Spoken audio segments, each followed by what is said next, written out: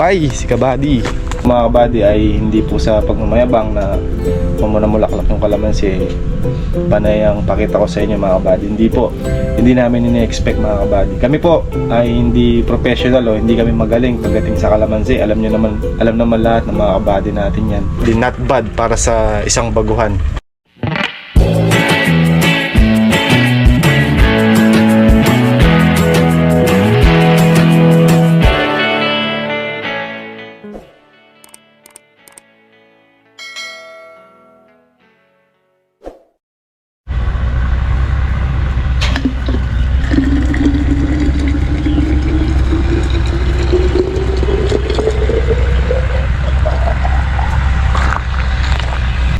Morning sa ating lahat mga kabady. Ay, panibagong araw na naman at panibagong vlog. At syempre panibagong blessing dahil every gising po is a blessing. Alam naman natin lahat dyan mga kabady, di ba? So umpisahan natin yung araw natin mga kabady sa pagkakape. Yan, kape tayo mga kabady. Black coffee lang.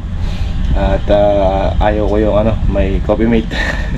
Kaya black coffee lang tayo. Medyo matabang na may konting pait. Ayoko rin yung masyadong matamis. Hindi ko mainom mga kabady, masakit sa lalamunan. So ito, kape tayo mga kabady. Tapos puso tayo nagpapasalamat sa mga kabady natin na walang sawang suporta at nandyan pagka kailangan natin ng payo, kailangan natin ng mapagsasabihan. Ayan, maraming salamat po sa mga kabady po natin na lagi pong nandyan. Thank you po ng marami.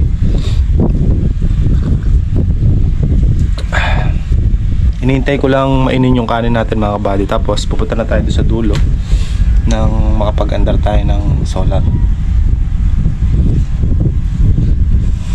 Next week mga kabady, bibirahin na natin yung Lucky Farm extension. Lilinisin muna natin, tatanggal natin mga damo. Mag-spray tayo ng pandamo at grass cutter. Tapos patubig, and then sabog na tayo ng pataba.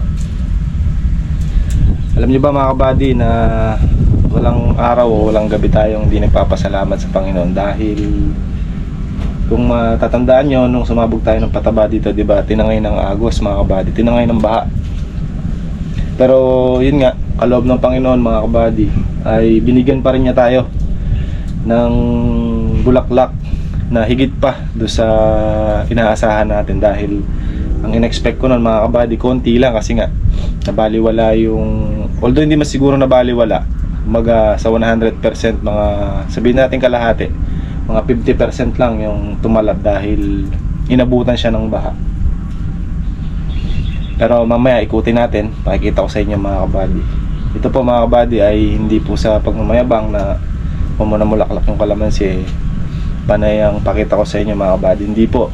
Ito po ay pinagmamalaki ko dahil bigay po ng Panginoon sa amin na pinagkalooban niya kami ng ganitong karaming bulaklak na hindi namin ini-expect mga kabady. Kami po ay hindi professional o hindi kami magaling pagdating sa kalamansi. Alam naman lahat ng mga kabady natin yan.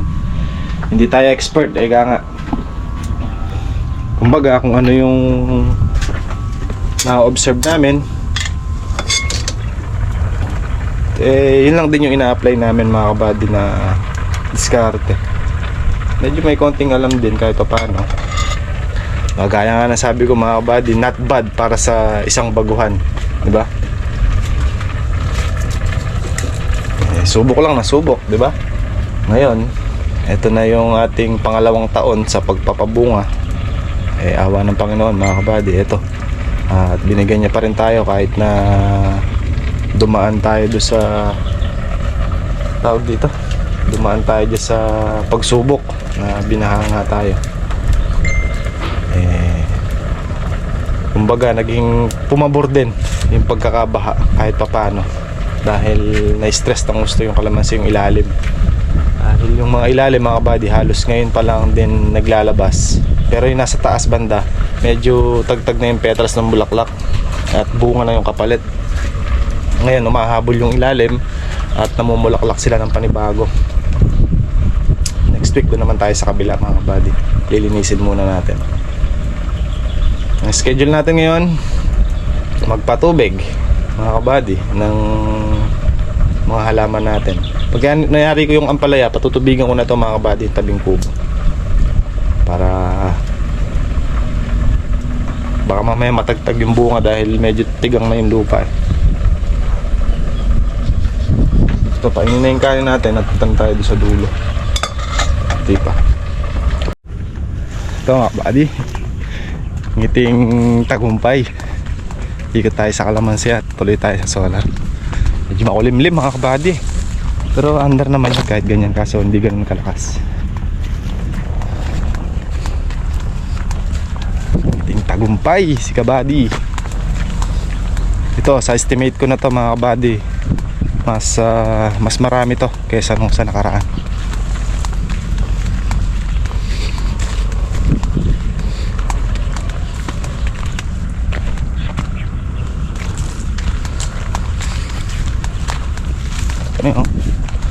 Ito yung mga kabady, bali yung sanga niya ito, pero dami niyang bulaklak oh. Ito yung sa ilalim mga kabady. Ito yan, ngayon pa lang yung ilalim mo. Ito mga ganito.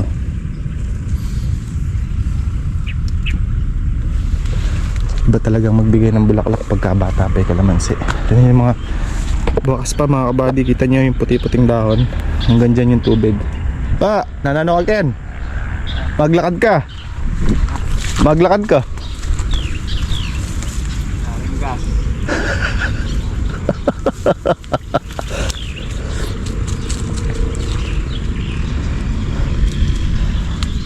Ito mga kabady oh. Ayan yung gandito yung tubig. Ayan o, bigay pa ng bulaklak. Mas marami to sa estimate ko mga kabady kumpara nung nakaraang taon. Sa unang pabunga mas marami to, kasi mga kabady marami ng pagkukunan eh, dahil di ba bumilog, lumaki, imabong siya, kaya mas maraming source na pagkukunan ng bunga kumpara nung na medyo maliit pa at hindi pa ganun ka bukadkad yung puno niya, may mga sanga. Ito mga kabady oh, makikita nyo naman sa ilalim eh, pag maraming binigay makikita nyo itong petals na to, makikita mo nakaikot yan. Ito nilaglag niya na yung mga volunteer oh. Mga volunteer na hindi naman naalagaan ng spray, bibitawan niya yan. Yan o, ito nyo ito mga kabady oh. Ito may mga sundot yan. Yan, makikita nyo mga puti-puti mga kabady oh. Gahanong petals niya yan. Ito nyo, ito may mga humahabol pa nga oh. Bukadkad pa lang hanggang loob. Ayan o, yung sa loob mga kabady yan. Ito naman siya sa labas. Paikot. Dito ako natutuwa mga kabady pag nag-i-spray ako eh. Ito, itong isang puno na to. Yun ito, napakaliit lang. Ayan, napakaliit lang nito. Halos ilang dangkal ko lang to oh. Siguro mga 7 dangkal ko lang ang taas. Ito, hanggang dito. Yan, ganyan siya kataas. Pero tingnan nyo, hitik na hitik sa bulaklak oh.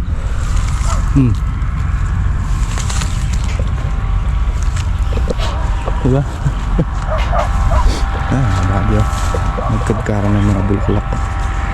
Mga ilang sprayan pa to bago tayo magbakante ng 4 na araw. Diba, marami ng abiswelto na bulaklak na kumabuse na yung ganito, pero marami pa rin nakabukadkad. Kumbaga kabanguhan mga kabady, nasa critical condition pa yung pamumulaklak ng kalamansi natin. Kumbaga nasa stage pa sila na maselan dahil kumbaga ano kasi mga kabady, kabanguhan eka ganun.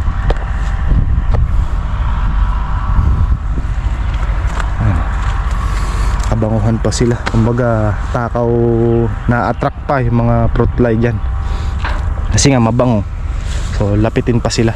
Pero pagka yung bulaklak niyan eh wala na at naging na siya, naging bunga na maliliit, ayun, medyo absuelto na ng bahagya.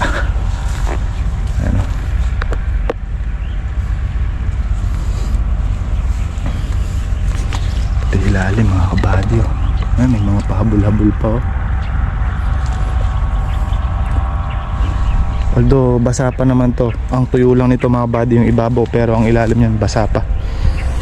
Pero magsisigurado tayo, baka malaglag yung mga bulaklak na yan eh, mga bulaklak at bunga. Magpapatubig tayo pagkayari niya.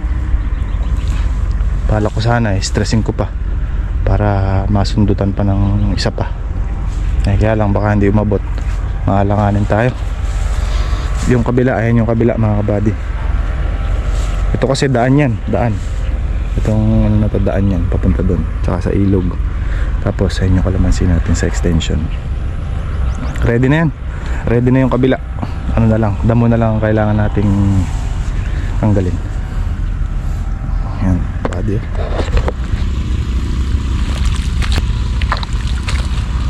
Tubig tayo pala yan mga kabady. Patubig yung solar. Ayan, kahit makulimlim mga kabady, iba talaga pag open water. Sa kabila pag makulimlim na ganyan, hirap, mamatay. Dahil sa deep well yung kumukuha.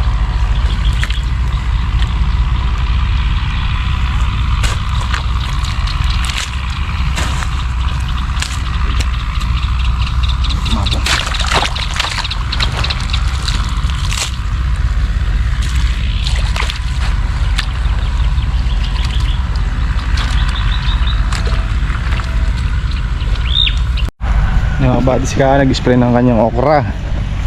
Nakapanahon talaga yung musong kabayo mga kabady. Ganito yung nangyayari yun, may nilawan dahon, tapos parang chicharon, inulukot siyang ganyan, gumaganyan ang dahon. Di ba dapat ang dahon nakaganyan? Pero since nasisipsip nga ng musong kabayo mga kabady, parang chicharon siya. Spray siya. Ito mga kabady oh, extension. Medyo madamo. Kailangan mag-grass cutter muna para maganda. Ito lang naman mga kabady, yung isang area lang na to. Doon sa gawin doon, pwedeng sprayan na lang dahil hindi naman ganun kataas ang baba. Ito, pwede na to. Ayan. Hindi naman ganun kakapal, nakaas lang.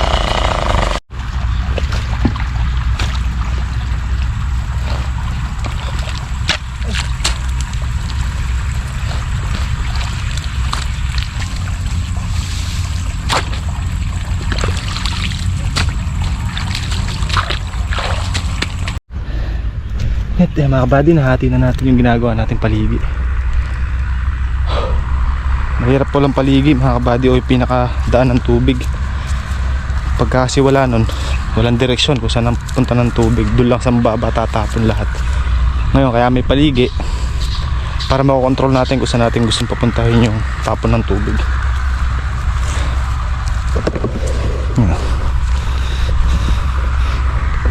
Nahati na, konti na lang dun. Mas dito na lang tututok mamaya.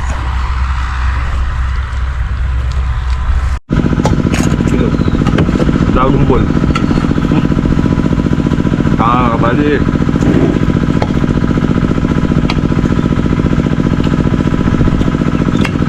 Dragon Ball.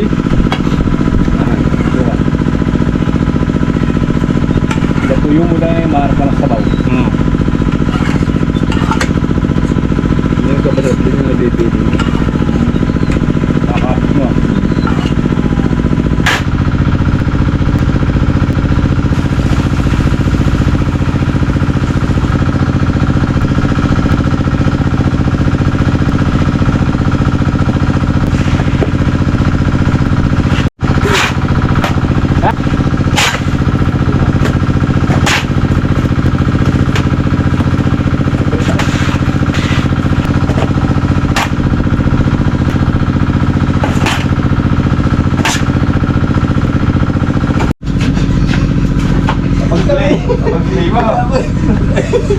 Pinapakarihan din yung ginawa ko bukada.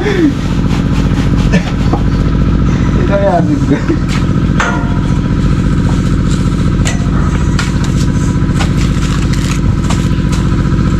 Namatibog. Ganda, haba din ang pagkatubig natin, oh. Solve kung solve. 180 meters ang tinatakbuhan ng ating solar. Tatlong 60 meters. Ayan na siya. Makulimlim lang mga kabady, pero kung hindi makulimlim, eh matigas na matigas yan. Ayan siya kalakas. Tagas kasi lon. Ayan o. Pero kita nyo naman, malakas naman. Kulimlim pa yan, walang araw. Yan yung mga nauna natin tanim. Ito naman yung pangalawa. Ito na, pangalawang tanim.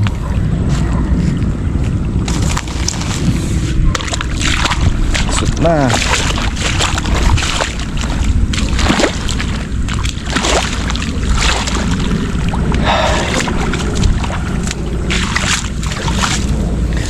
Ay, pag naisadsad ang tatlong tudling na to, bubunutin na natin doon sa dugtungan doon at doon naman tayo sa bungad. Mayari natin ngayong araw yan.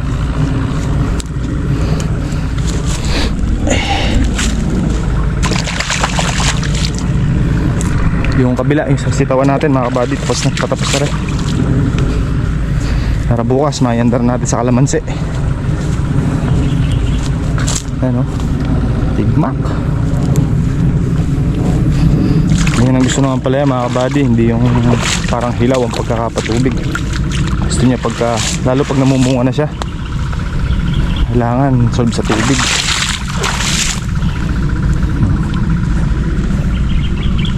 Solve. Ayos. Tapos mga kabady, ay kasim, pinatay ko na yung solar mga kabady. Hindi umaraw maghapon, makulimlim lang. May panggang almusal pa bukas sa patubigin sa Ampalay. Wala, hindi umaraw eh. Pero kung umaraw, nayari sana natin. Makalawa, spray tayo ulit ang kalamansi. I-absuelto muna natin itong Ampalaya bago natin lipatan ng trabaho yung kalamansi sa kabila. Mag-grass cutter sa spray para habang tatrabaho tayo doon, absuelto na yung gulay natin. Dahil 1 linggo lang yan, pagkakapatubig na yan mga buddy, sisigla na naman ang damo niyan. Panay grass cutter ang gagana. Malimit nito mga buddy, bibili pa ako isang grass cutter para tigisa kami ni Kaka, si RJ, tsaka sa akin, para mabilis matapos. Hap. Yung mga buddy tumutugtog na yan sa piyestahan yan.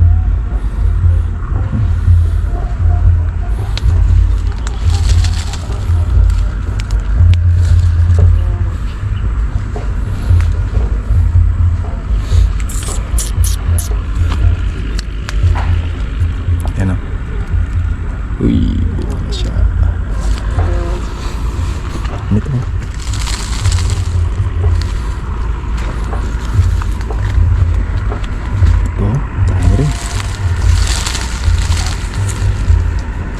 Ito mga buddy sa mga tabing boulevard natin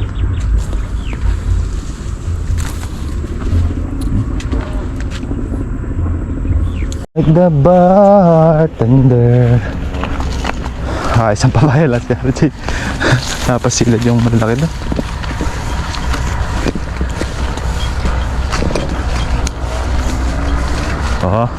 Pwede pa Jay. Pwede pa.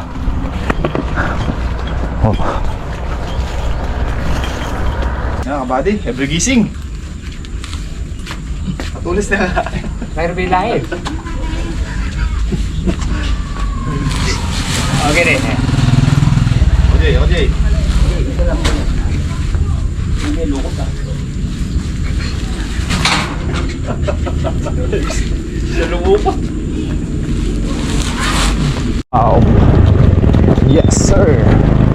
Nakabady na rin na namin pataba dito sa farm.